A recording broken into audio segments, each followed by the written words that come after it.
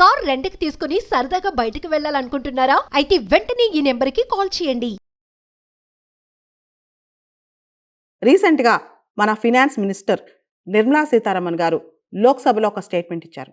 భారతదేశంలో ఎవరైతే economic offences ఆర్థికపరమైన నేరాలు చేసి ఇతర దేశాలకు వెళ్ళిపోతారో వాళ్ళ దగ్గర నుంచి ముక్కు పిండి మరీ డబ్బులు వసూలు చేస్తున్నామని చెప్పి ఆవిడ ప్రకటన చేశారు. ఈ మధ్య విజయ్ మాల్యా దగ్గర నుంచి, నీరవ్ మోడీ దగ్గర నుంచి, మెహుల్ చాస్కీ దగ్గర నుంచి ఇతరత్రా డబ్బులు కలిపి 22,280 కోట్లు వసూలు చేసినట్లు ఆవిడ అఫీషియల్గా లోక్సభలో చెప్పారు.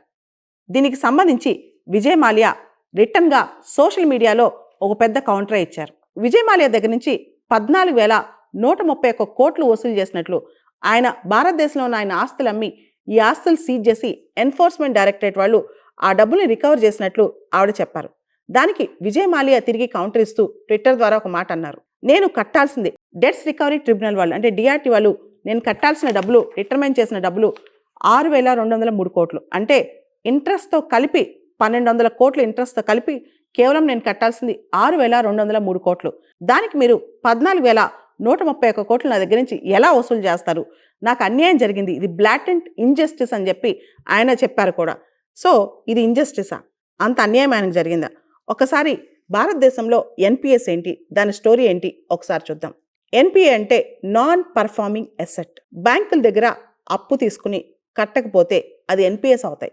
ఆర్బీఐ డెఫినేషన్ ప్రకారం ఒక బ్యాంక్ లోన్ తీసుకున్న తర్వాత ఆ లోన్ అకౌంట్లో 90 రోజుల లోపల అసలు కానీ వడ్డీ కానీ చెల్లించకపోతే దాన్ని ఎన్పిఏ అని డిక్లేర్ చేస్తారనమాట. దాదాపు 10 సంవత్సరాల క్రితమే విజయ్ మాల్యా చేసిన అప్పు 9,000 కోట్ల రూపాయలు పైనే. అప్పటి నుంచి కూడా ఆయన భారతదేశంలో లేరు, దేశం వదిలి వెళ్ళిపోయారు, ఇంగ్లాండ్లో ఉంటున్నారనమాట. అనేక సార్లు భారతదేశం ఆయన్ని తిరిగి తీసుకురావడానికి ప్రయత్నం చేసినా ఆయన ఏదో ఒక లీగల్ బ్యాటిల్ ఫైట్ చేస్తూనే ఉన్నారు. కింగ్ ఫిషర్ ఎయిర్లైన్స్ దివాళా తీయటం ఆయనకి పెద్ద నష్టం జరిగింది. దాంతోపాటు ఆయన చేసిన చాలా కంపెనీస్, చాలా బిజినెసెస్ లాసెస్లో నడిచాయి.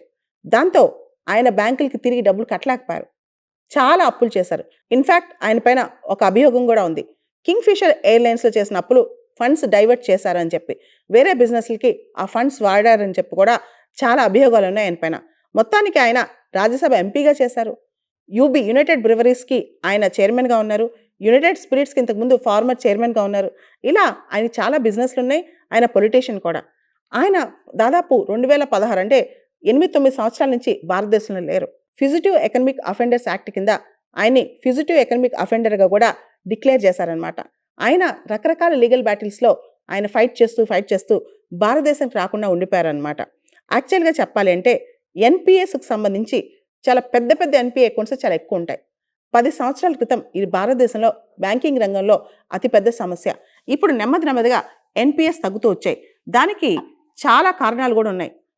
మొదటగా మనం చెప్పుకోవాల్సింది 1993 recovery of debts and bankruptcy act కింద డెట్స్ రికవరీ ట్రిబ్యునల్స్ కన్స్టిట్యూట్ చేశారు. ఆ తర్వాత సర్ఫేసీ చట్టం తీసుకొచ్చారనమాట 2002లో. ఈ సర్ఫేసీ యాక్ట్ అంటే securitisation and reconstruction of financial assets and enforcement of security interest act. ఆ తర్వాత 2016లో ఇన్సాల్వెన్సీ అండ్ బ్యాంక్రప్సీ కోడ్ తీసుకొచ్చారు. ఇలా రకరకాల చట్టాల ద్వారా ఎన్పిఎస్ అంటే బ్యాంకింగ్లో ఎక్కువ బ్యాంకుల్లో లాసెస్కి వెళ్ళిపోవడానికి కారణం అప్పట్లో ఎన్పిఎస్ అయి ఉండేదన్నమాట. ఎన్పిఎస్ అంటే నాన్ పర్ఫార్మింగ్ అసెట్స్. చాలామంది బ్యాంకుల దగ్గర అప్పులు తీసుకుని పెద్ద బడాబాబులు తిరిగి చెల్లించరు అనమాట. కొన్ని వందల వేల అకౌంట్స్ మీరు చూస్తే కనుక అవన్నీ కూడా చాలా రిచ్ పీపుల్గా ఉంటాయి అనమాట బ్యాంకింగ్ రంగంలో.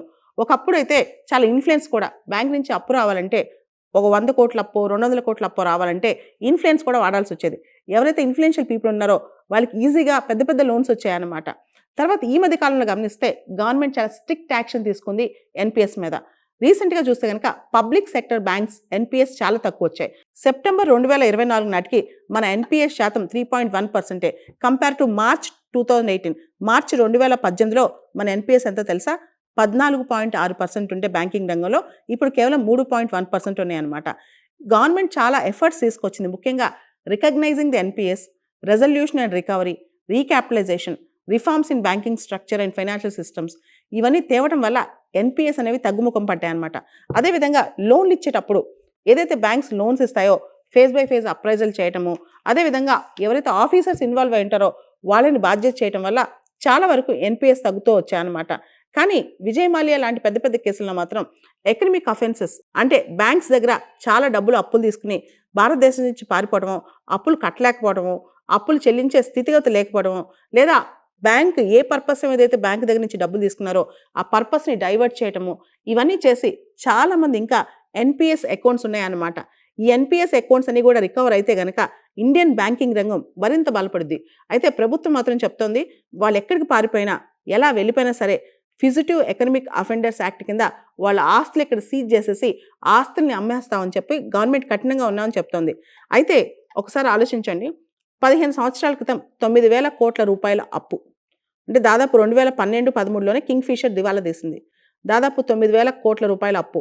ఇప్పటికి అప్పు వడ్డీతో సహా కడితే ఎంత అవుతుంది? ఆయన చెప్తున్నారు, నేను 6,000 కోట్లు మాత్రమే కట్టాలి, గవర్నమెంట్ నా దగ్గర 14,000 కోట్లు వసూలు చేసింది అని చెప్పి. గ్రూప్ ఆఫ్ ఇండియన్ బ్యాంక్స్ దగ్గర దాదాపు 17 బ్యాంకుల దగ్గర ఆయన తీసుకున్న అప్పు దాదాపు అప్పట్లోనే 9,000 కోట్లు. ఇలా చాలా మంది భారతదేశంలో ఎకనమిక్ అఫెన్సెస్ ఆర్థికపరమైన నేరాలు చేసేసి బయటికి వెళ్ళిపోతున్నారనమాట. భారతదేశంలో ఇంకో చట్టం కూడా ఉంది, బ్లాక్ మనీ యాక్ట్ 2015. భారతదేశంలో మరికొన్ని చట్టాలు ఉన్నాయి, మనీ లాండరింగ్ యాక్ట్ ఒకటి, తర్వాత బ్లాక్ మనీ యాక్ట్ ఒకటి. ఇప్పుడు ఈడీ చాలా మంది ఇలా పెద్ద పెద్ద నేరాలు చేసి దేశం నుంచి పారిపోయిన వాళ్ళ ఆస్తుల్ని జప్తు చేసి ఆ ఆస్తుల్ని వేలం వేస్తున్నారనమాట. మనీ లాండరింగ్ యాక్ట్ ఈడీ కిందకు వస్తాయి. అదేవిధంగా ట్యాక్స్ పేయర్స్ సంబంధించి బ్లాక్ మనీ యాక్ట్, ఎవరైతే ట్యాక్స్ పేయర్స్ భారతదేశంలో ట్యాక్స్ పే చేస్తూ ఫారెన్లో ఆస్తులు కలిగి ఉన్నారో వాళ్ళు కూడా ఇప్పుడు బ్లాక్ మనీ చట్టం కింద చాలా ఆస్తులు డిక్లేర్ చేస్తున్నారు, ఆస్తులకు సంబంధించి ట్యాక్స్లు కూడా కడుతున్నారనమాట. సో భారతదేశంలో ఎకనమిక్ నేరాలకు సంబంధించి చాలా స్ట్రింజెంట్ లాస్ బయలుదేరే, ముఖ్యంగా మనీ లాండరింగ్ యాక్ట్ కావచ్చు, ఫిజిటివ్ ఎకనమిక్ అఫెండర్స్ యాక్ట్ కావచ్చు, బ్లాక్ మనీ యాక్ట్ కావచ్చు, అదేవిధంగా ఎన్ఫోర్స్మెంట్ ఏజెన్సీస్ ఈడీ కావచ్చు, సిబిఐ కావచ్చు, వీళ్ళందరూ కూడా స్ట్రిక్ట్గా పనిచేస్తున్నారు ఈ సందర్భంగా.